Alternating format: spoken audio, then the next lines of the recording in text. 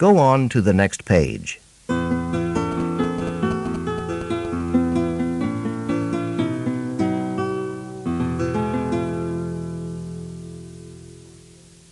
Now we will begin Part A with the first conversation. Number 1. You're a little late. I was beginning to think that you'd forgotten about having dinner with me. Oh, come on. How could you think that? I told you I really wanted to try that new restaurant tonight. What can be inferred from the conversation?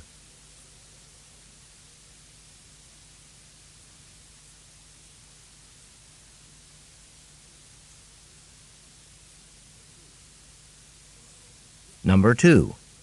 Hello? Yes, I'd like to make a reservation for one round trip New York to Boston, leaving this Saturday and returning Sunday, the very next day. I can do that for you. We have several flights daily taking off from LaGuardia and landing at Logan. When did you wish to depart? What are the speakers talking about?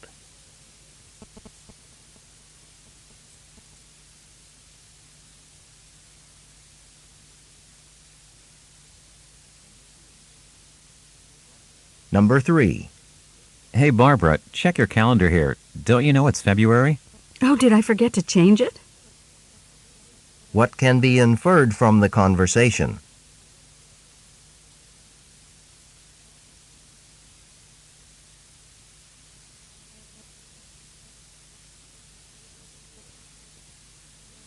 Number 4. The car's overheating again. I'm going to have to pull over. I guess we can forget about making it to the restaurant in time for our reservation. What does the man mean?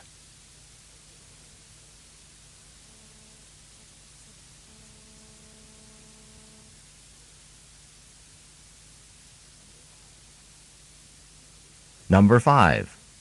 I can't believe our basketball team won the game in the last 5 seconds. It was a close call, though, wasn't it? What does the woman mean?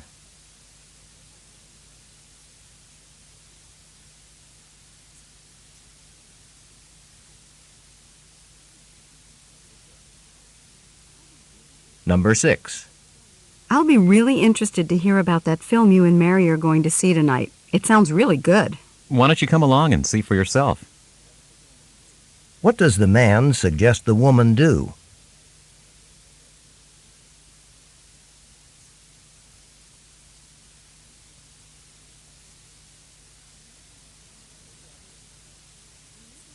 Number 7. We need to leave for the concert no later than 3 o'clock. What time is your conference over? I'm not sure. It's up to Professor Campbell. But if I'm not back by 2:45, go ahead without me. What does the man imply?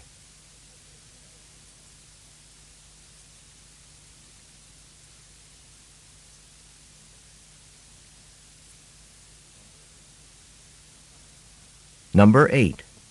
Hi, sorry to interrupt your study group, but can I borrow some laundry detergent? I'm all out. Me too, but I know they sell some at the store around the corner. What does the woman imply?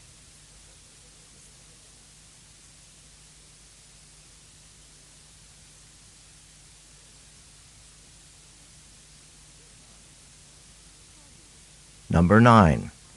Pardon me, could you tell me if the Holiday Motel is near here? Not too far, but you might want to consider the First Class Inn. It's right around the corner, and it's very nice. What does the man imply about the First Class Inn?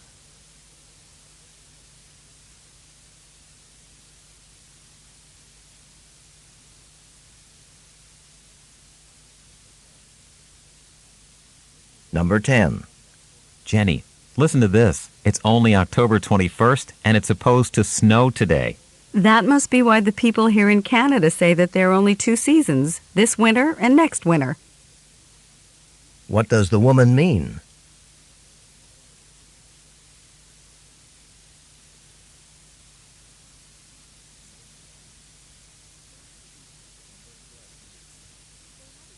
Number 11. So how did you make out with your private German lessons last month? Any improvement? Let's just say it was money down the drain. What does the man imply?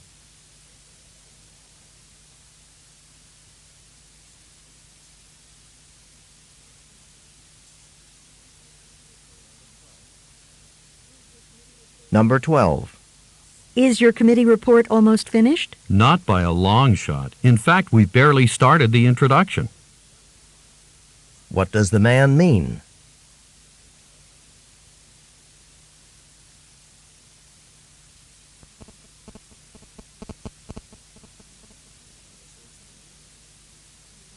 Number 13. I really hope we can still hold our volleyball game outside tomorrow instead of in the gym. I'm sure we won't be able to if this rain doesn't let up. What does the man mean?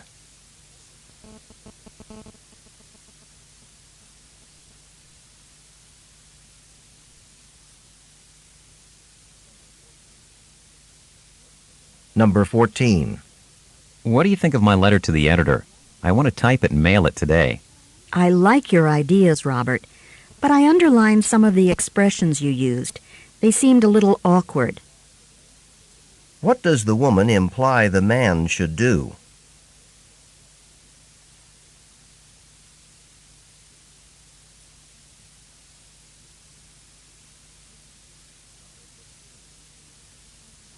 Number 15. I'm sorry, Dr. Thomas. I can't seem to hit the high notes. It's this awful cold. It seems like half the choir's got the same thing. I guess we'd better just call it a day, folks. What does the man mean?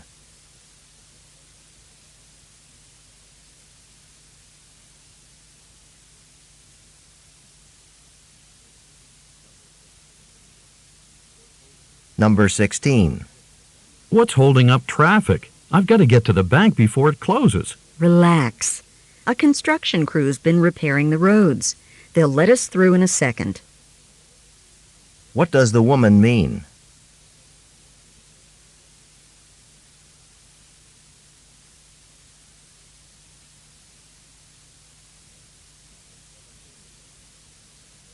Number 17.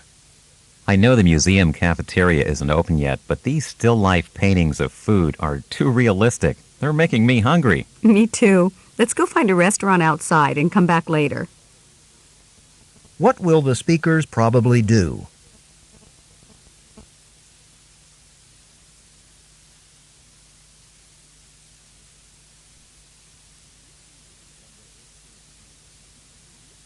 Number 18. Have you seen my English paper? I thought I left it on the table with the newspapers, but the table's clear now. Uh-oh. I didn't see your paper. I just picked up the pile and threw everything out. What does the man imply?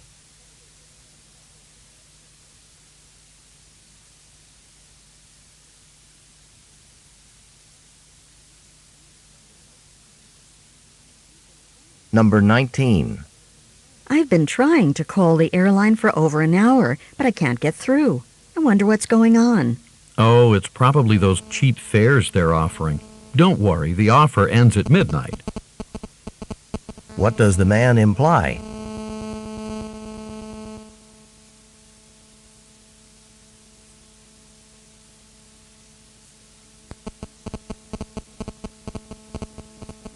Number 20. Hey, Bruce, I'm off to lunch. Why don't you come along? I just ate, but I'd be happy to keep you company. What does the man mean?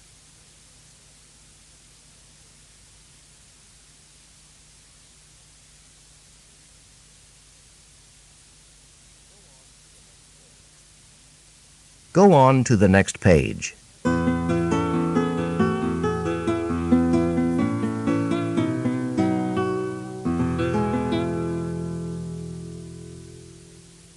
Number 21. Hey, Mary, I just got an A on my history test. Do you want to see it? That's okay. I believe you. What does the woman mean?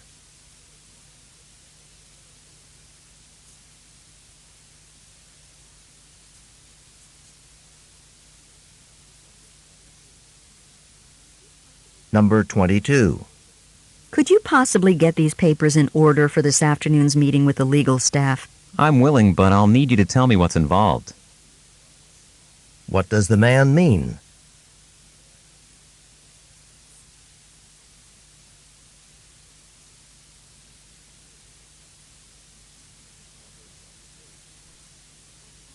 Number 23. I can't take that sociology class I registered for. I was just notified that I'm needed every Friday for my part-time job. That shouldn't be a problem. There are lots of courses to choose from in the sociology department. What does the man imply the woman should do?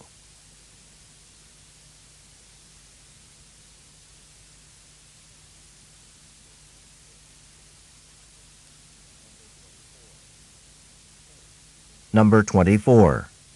Say, do you think you can help me with these applications for graduate school? I'd really like someone to read them over. Well, yeah, but I've got to get to class right now. How about later on, like maybe after lunch? What does the woman imply?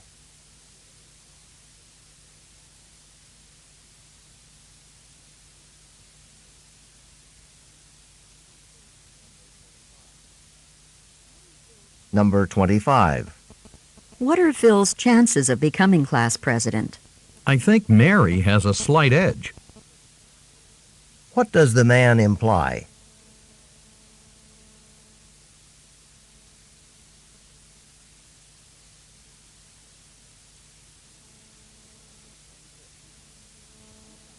Number 26. I've got a terrible headache.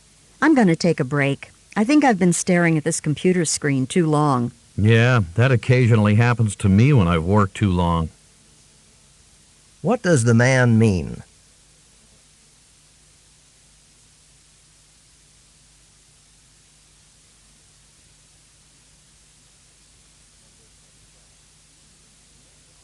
Number 27. You weren't gone long. Did you have any luck? No, but it wasn't a total loss. I got a couple of mysteries, and I picked up a book on golf for Jack for his birthday. What does the woman imply?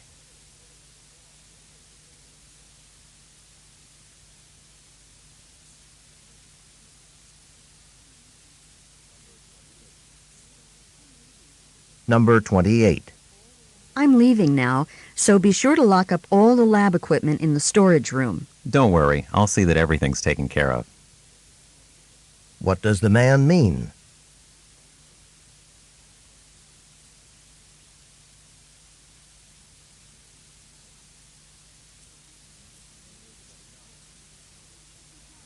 Number 29. Hey, John, the notes you loaned me are clear and well organized, but they have nothing to do with psychology. You know, I bet I gave you my sociology notes. What can be inferred from the conversation?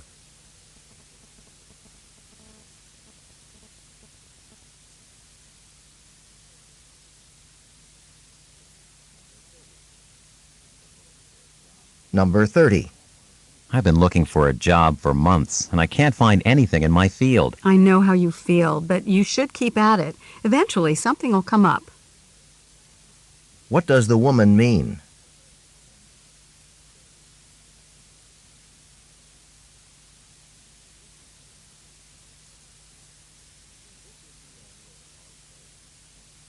This is the end of Part A. Go on to the next page.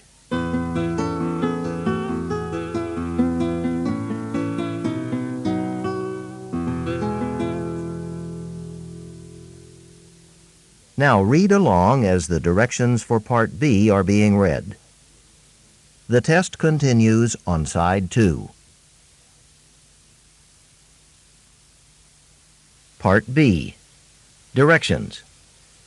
In this part of the test, you will hear longer conversations. After each conversation, you will hear several questions. The conversations and questions will not be repeated. After you hear a question, read the 4 possible answers in your test book and choose the best answer. Then, on your answer sheet, find the number of the question and fill in the space that corresponds to the letter of the answer you have chosen. Remember, you are not allowed to take notes or write in your test book.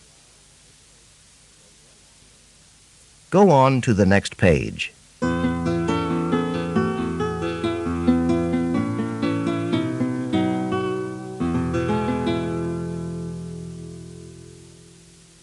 Now we will begin Part B with the first conversation. Questions 31 through 34. Listen to a conversation between two students. What's up, Marcy? You seem to be in a good mood today. I guess I am. It's the new printer I just bought for my computer. Hey, that's terrific. Thanks. It's good I could charge it to my credit card, though. If I'd had to come up with that much cash on the spot, I just wouldn't have been able to afford it. You know, I'm doing a term paper on that for my economics seminar. I read that a lot of people in the world would be able to support themselves and their families much better if they could start their own businesses. But usually banks won't lend them the money they need to get started. Often, if you don't already have property or other assets, they won't give you even the smallest loan. That doesn't seem fair. Exactly. But now there's something known as microcredit. That's what they call very small loans that enable people to go into business for themselves. In Southern Asia, microcredit programs were set up to lend to people that regular banks wouldn't even look at. And the borrowers use the money? To buy tools and materials for producing clothes or food or whatever that they can sell to make a little money to feed their families, and also start to pay back the loan. And then they can borrow a little more and make a little more profit. And the lenders get their money back? With interest. It's been so successful that now microcredit lending is spreading to other parts of the world too, even to North America. That's what my paper will be about. Say, do you need someone to type it for you? My rates are reasonable, and it'll look really nice when I print it out. On your new printer? Hey, how could I say no? Number 31. Why is the woman happy?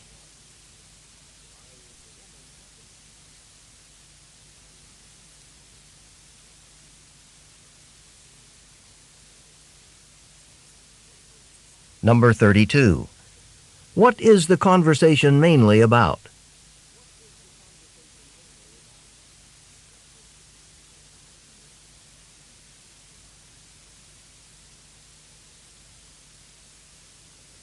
Number 33. Why does the man mention Southern Asia?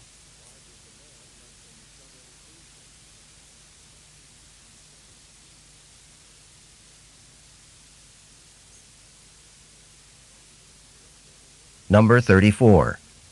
What will the woman probably do?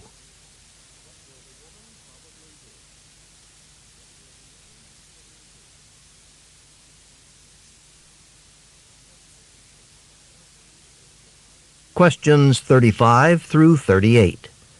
Listen to part of a conversation between two students. They are discussing an assignment for their class in 20th century architecture. I think I've finally decided what to write my paper about. It's a new museum right near the Capitol building in Washington, D.C. Really? I picked a museum, too. A science museum up in Alberta, Canada, that looks sort of like a spaceship. Say, I read about that. It was built about 20 years ago, I think, by the same architect who designed the building I'm interested in, Douglas Cardinal. That's him. But I can't imagine Cardinal designing anything in the traditional classical style of the Capitol. Well, this new structure has to fit in with the architecture of the Capitol, but its style is anything but traditional. I don't mean it's one of those big glass boxes they call modern architecture, though. Instead of rectangles and straight lines, this building has rounded, free-form shapes and sweeping curves. It's supposed to represent natural forms, like the canyon cliffs in the western states, rock formations that were shaped by water and the wind. Sounds fantastic, but I wonder why that sort of style would be chosen for a building in Washington, D.C. That's easy. This place is called the National Museum of the American Indian, and it's devoted to exhibits of Native American cultures, including those of the West. And for Cardinal, this is his own family heritage, too. And in designing this museum, he was careful to respect various Native American values and traditions, like paying attention to the direction of the winds and the position of the sun in different seasons of the year. Oh, a non-traditional building designed to showcase some of North America's oldest traditions. Interesting. Number 35. What is the discussion mainly about?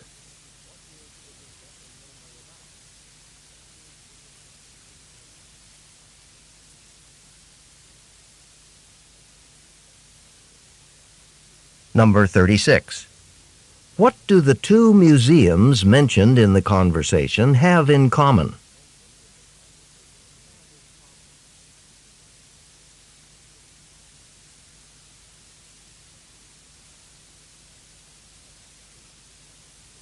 Number 37. What did the architect design the new building to look like?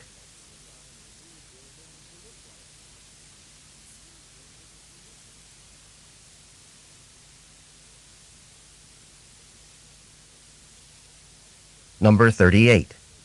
What kinds of traditions are represented in Cardinal's new building?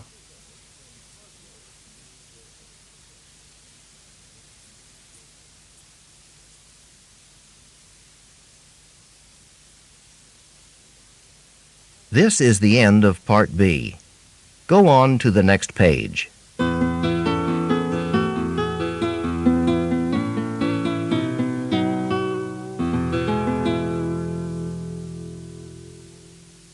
Now read along as the directions for Part C are being read. Part C. Directions. In this part of the test, you will hear several short talks. After each talk, you will hear some questions. The talks and the questions will not be repeated. After you hear a question, read the 4 possible answers in your test book and choose the best answer. Then, on your answer sheet, find the number of the question and fill in the space that corresponds to the letter of the answer you have chosen. Here is an example. On the recording you hear, "Listen to an instructor talk to his class about a television program." I'd like to tell you about an interesting TV program that'll be shown this coming Thursday. It'll be on from 9 to 10 p.m. on Channel 4. It's part of a series called Mysteries of Human Biology. The subject of the program is the human brain, how it functions and how it can malfunction. Topics that will be covered are dreams, memory, and depression. These topics are illustrated with outstanding computer animation that makes the explanations easy to follow. Make an effort to see this show. Since we've been studying the nervous system in class, I know you'll find it very helpful. Now listen to a sample question.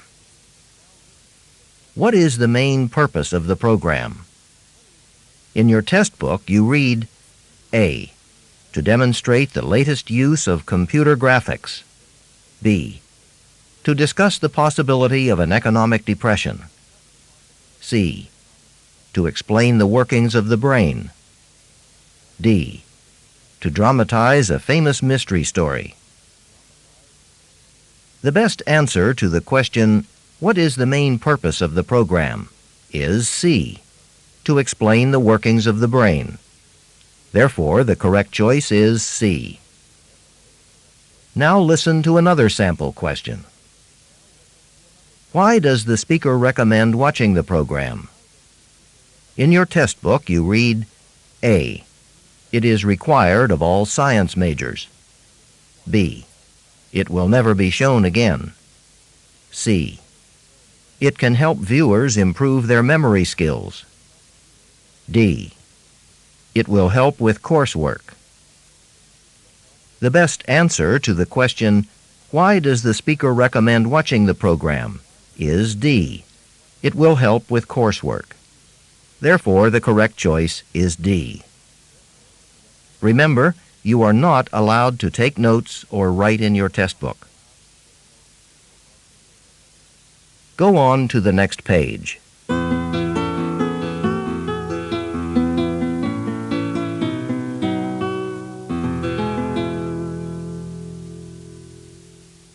Now we will begin Part C with the first talk.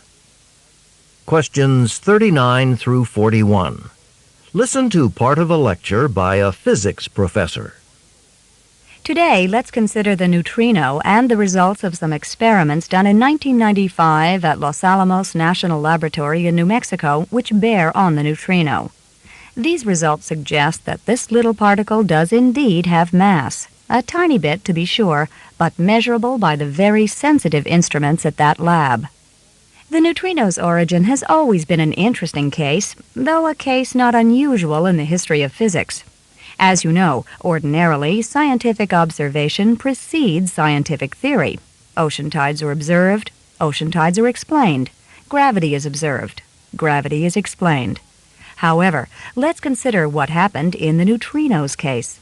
When the neutrino was proposed over 60 years ago, it was a convenient fiction.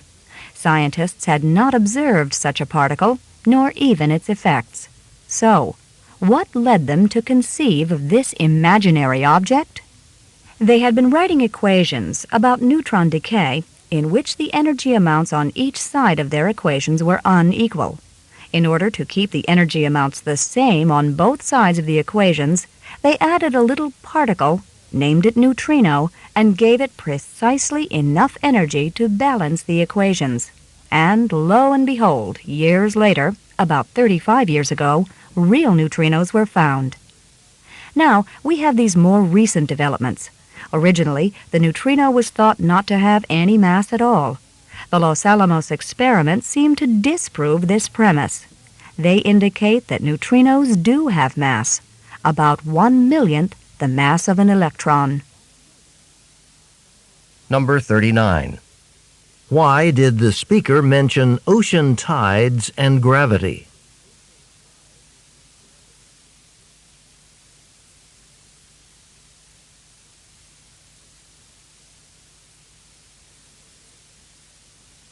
Number 40. How did the concept of the neutrino originate?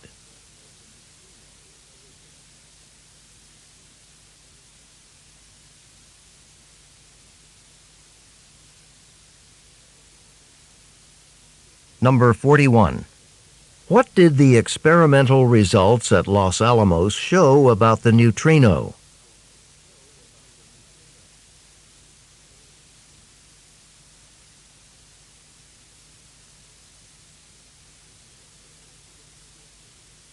Questions 42 through 46 refer to the following classroom lecture on a special use of trees in New England. The forests of New England constituted both a resource and a barrier for the first British settlers who reached these shores. In addition to the maples, firs, oaks, and birch were white pines, whose scientific name is Pinus strobus. These white pines were straight and tall, perfect for use as masts on the sailing ships of the time. Britain had used up its supply of mast trees and so was eager for this product of its young colony. The first load of masts reached Britain in 1634, and the Britons marveled at the size of the trees, which had diameters of up to 4 feet at the wider end. For every yard of mast height, the butt end needed to be 1 inch in diameter. In 1705, Britain passed a law stating that all white pines over 24 inches at the butt end were reserved for the use of the King's Navy. Such trees were marked by blazing the King's arrow symbol on the tree with 3 cuts of the hatchet. These trees were selected by the Surveyor General, whose work often met with resistance from the colonists. Number 42. What is the main topic of this talk?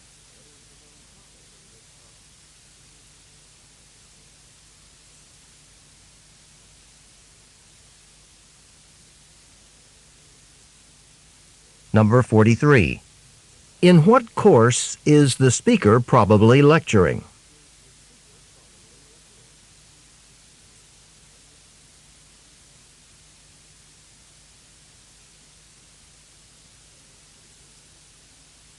Number 44. What type of trees were used to make masts?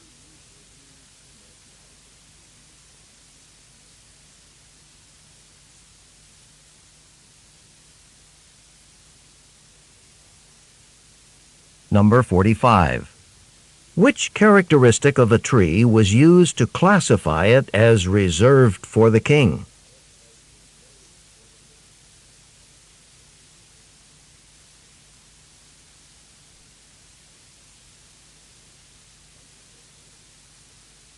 Number 46. Which mark was used to reserve a tree for the King's Navy?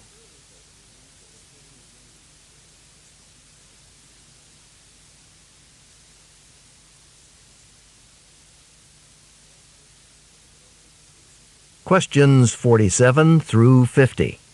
Listen to part of a biology lecture.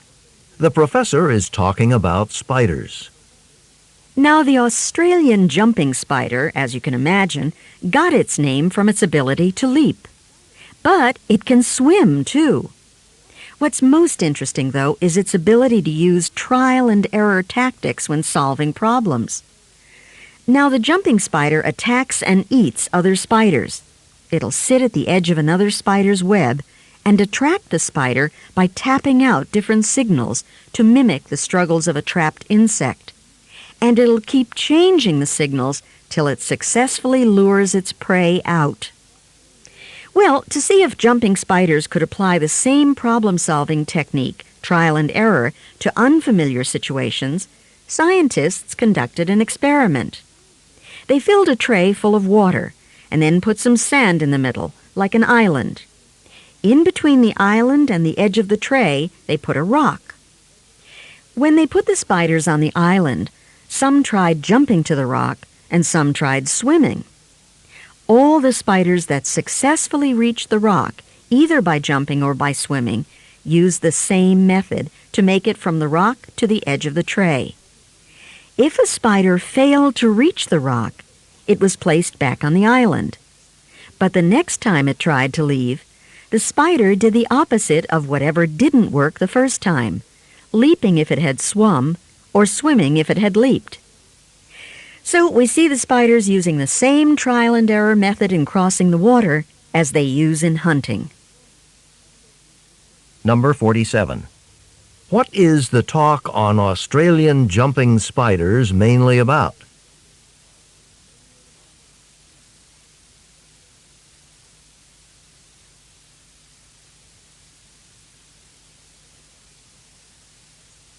Number 48. According to the talk, how does the Australian jumping spider attract other kinds of spiders?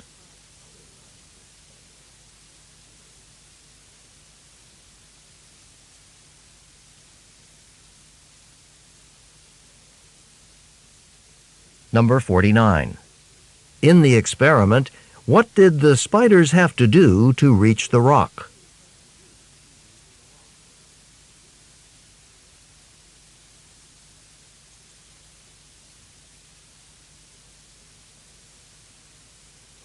Number 50. What would happen if a spider tried to get to the rock but failed to reach it?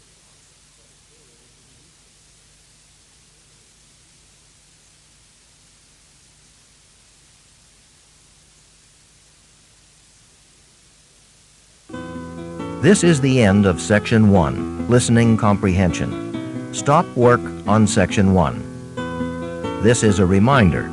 At the end of the test, the supervisor will collect all of the test books. You may not leave until all of the test books have been collected.